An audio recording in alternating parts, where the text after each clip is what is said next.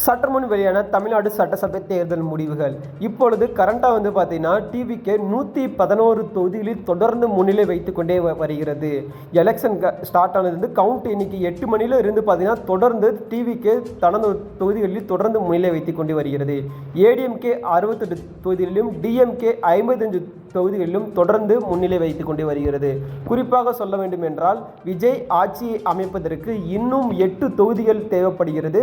இன்னும் 8 தொகுதிகள் முதல் அவருக்கு முன்னிலை அன்று வெற்றி வாய்ப்புகள் கிடைத்தால் புதிய முதல்வராக தாவேகா தலைவர் விஜய் புதிய முதல்வராக பொறுப்பேற்க வாய்ப்புள்ளது.